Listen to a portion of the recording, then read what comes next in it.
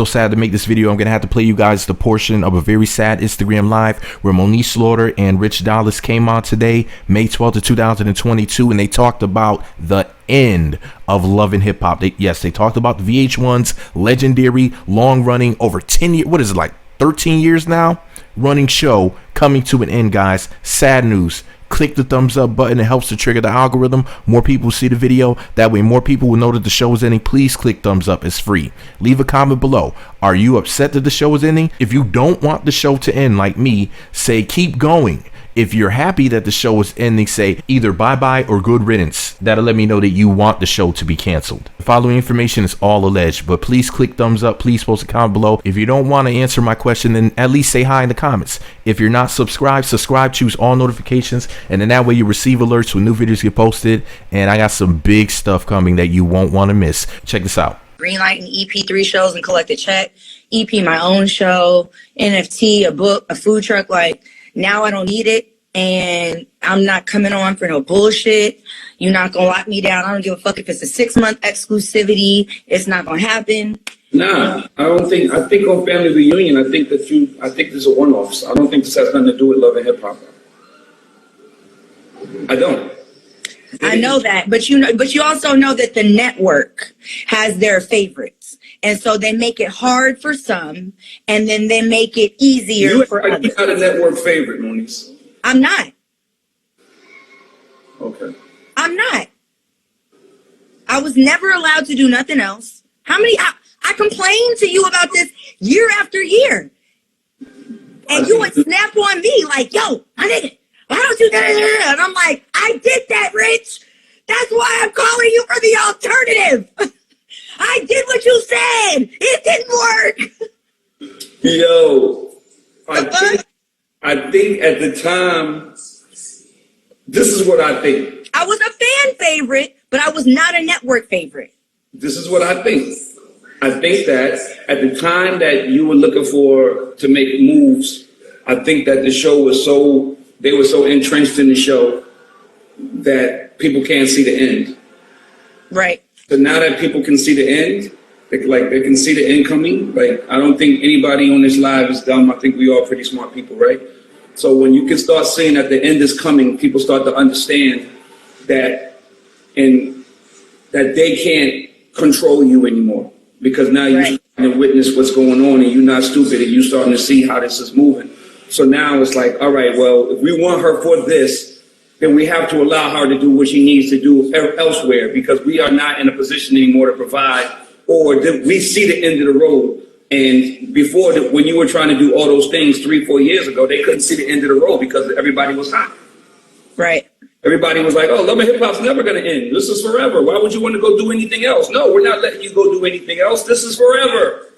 Love and Hip Hop Hollywood is forever. And now it's like, oh, there's an end of the road. There is an end of the road. They're running away. You want to know what's crazy? I don't know what anybody else on this live believe in, but I believe in God. And I believe in swift retribution. And I believe when you mishandle people, intentionally mishandle people, I believe that God wastes no time. And I hear a lot of people say, oh, God doesn't play about me. God is sensitive about me. No, God really be sensitive about me. He really be showing up, and he be showing out quickly and on time. And I said, this is going to end. And I have a feeling that the end is near. And I'm going to go over here. I'm going to do Atlanta real quick. Rich taught me the game. Y'all, because I wasn't going to come back. I wasn't going to come back to LA.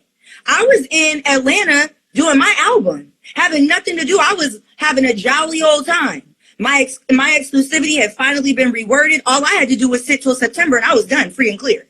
So I didn't want to go back. So y'all came to me and asked me to come to Atlanta, knowing I'm already here. Cool. Count that as 6 out of 7. I'll agree. I'll double down. I'll come right back to Hollywood. Count that as 7 out of 7. I'm out. So when that happened, nobody could foresee the pandemic, right? And God didn't just slow the world down. He stopped the world just in time. Because I low-key lightweight, I was panicking. Like, they're about to blackball me. they're about to start telling because in my mind, I'm like, oh yeah, now contractually I'm free. But at the same time, they were already running around telling folk I was insubordinate. Oh, you don't want to work with her. Oh, da, da, da, da, da, da. I was told that somebody in a position of power said, I made the mistake with Cardi. I will not make the mistake with Moniece. So it was very clear that I was never going to be let go, unless they had no other choice. So when the pandemic hit, I got a release in my email and it had been sitting there for a month. I had no idea. I got a phone call like, hey, and I'm like, what are you talking about?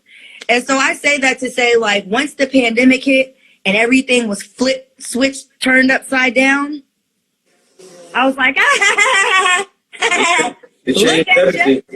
The pandemic made people see the end that they would never have seen had it not come. Like, it made people be like, oh shit, I can't possibly sit down. And where the fuck is the money coming from? So now I got to reevaluate how I do my business. So. Well, you know, and I'm grateful for what the platform did monetarily, financially. I've always said that, but I've never held back or bit my tongue that I was never given the opportunity to really shine there in all the ways that I deserved after being such a valuable asset to the franchise. And I was never cocky. I could have been. Eventually, I just got tired. I was on my bully shit in a different type of way. Like, I'm not doing that. Give this bitch three episodes. Fine. You want me to participate in this little bullshit fake ass relationship this motherfucker got going? Okay. 3 episodes and I'm done with it. Stick me into the next drama because you're going to do it anyway. If I fight it, it just makes it worse. At least I know what I'm walking into. Give it 3 episodes. So I had to get on my bully shit that way. But either way, niggas was going to drive me nuts. So whatever. At least now I know what the hell is coming my way. And now I'm free. And God bless me. And it is what it is.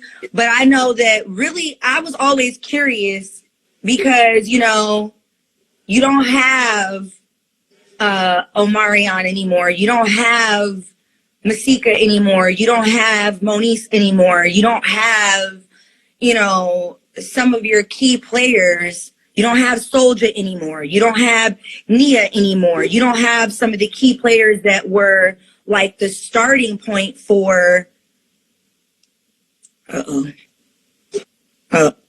ain't me. It wasn't me, it was you. So I always wondered what was going to happen. You know, they still have Ray, they have Princess, Zell and Paris are great TV, but you don't have your like key players. We were all gone. What does that really look like? How do you fill those shoes? Like, who's better with words than me and Masika? I mean, listen, at the end of the day, like, people, I don't want to talk about nobody specifically. I just say, like, at the end of the day, people move on and they need to move on. And sometimes things need to end and sometimes things change. Like if you would have ever put somebody in a room and say, yo, you're going to get 5 years out of this or 6 years out of this, and in my case, 13 years out of this, then nobody would have ever thought that. So I take it for what it is. And then you come and be like, yo, at the end of the day, it is what it is. It's going to end. Everything ends. The pandemic might have changed things up a lot, made things different, made people look at things differently. But I think that ultimately, it's like a football team, a basketball team. Like, when niggas get good, they leave. Like, you can't keep a nigga on his rookie contract forever. Once he gets good, he leaves. You got to either do right by him or he gonna leave. Right. And if you constantly thinking that the platform is bigger than the people that control it, then you're gonna lose the team. You know what I mean? Because you're thinking that, oh, this brand is bigger than the people on it. So we can always replace you. You're replaceable until you start to realize that, damn, I can't replace that nigga. I can't replace her. You know what I'm saying? Because we thought that there was 50 million Monieces in Los Angeles until we started to look for 4,999 of them, right? Then you realize that oh shit, maybe that was a diamond in the rough. Maybe we did. Maybe we, you know. But it's like UPS. Like the turnover in that shit was so crazy. Whatever. I'm blessed. You're blessed. You're doing a lot. This nigga, I'm convinced that this nigga's never Yo, Rich is gonna die in a scene one day. Like this nigga's never leaving TV. We're going to see Rich. You know them people like that man in Jamaica where they put him in the chair, and then they drove him. Nigga, you didn't see that? It was viral during the pandemic, so he died. The taxidermist stuffed him. They had him in a chair in front of the church. They put him in the truck and drove him around Jamaica. By the time he got back to the church, he was banned from his own funeral. I seen that shit. Rigor mortis. Rich gonna be full rigor. Nah. I'm convinced. I actually remember that. I'm convinced this nigga's gonna be full rigor mortis to the scene. They're never gonna let him go. Till death do they part with Rich and these TV. So let me know you made it until the end of this video. The secret password to say in the comment section is it's over.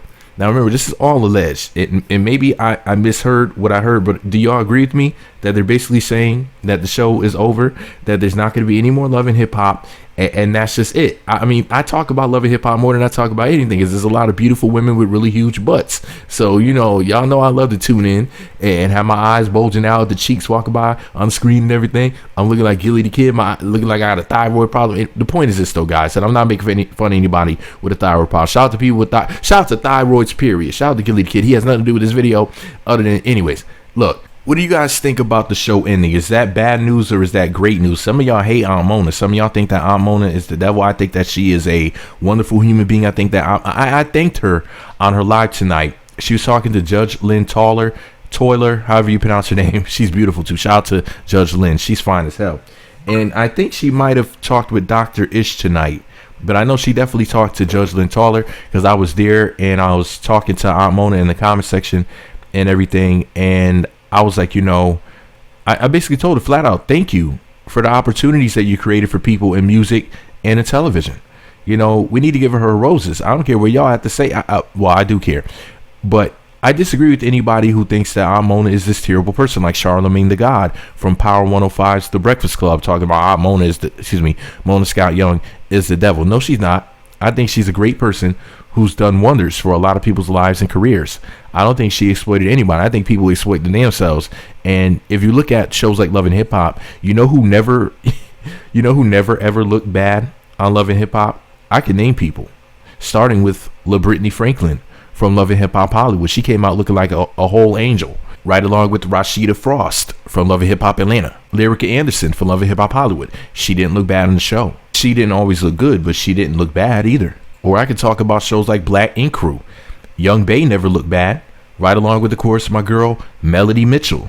Melody never looked bad. Why? Because they didn't make asses of themselves on TV. See what I'm saying? Like, they can only listen. They can only use what you give them. So people saying, "Oh, the show maybe look bad in the editing," and nonsense. Look at Amara La Negra. Amara La Negra looked like crap. Look at the way that she treated Veronica Vega. Veronica Vega was one of the greatest people. She was, of course, the greatest one on Love and Hip Hop Miami. She was one of the greatest people to ever be on reality TV. And I wish she would come back. Veronica Vega is everything. And Amara La Negra treated her like crap. And then went and did, you know, because she was upset about Veronica supposedly working with that producer, Young Hollywood, or whatever his name. I'm pretty sure his name was Young Hollywood. And then Amara went and did that herself and even spent a night at the dude's house. So it's talking about, so you're a fake friend for working with him. And then that's what she did. That's what ain't shit people do. But anyways, let me know what y'all think about it below. Click the thumbs up button. Make sure you post a comment. Do you want to see the show go on, or are you a hater?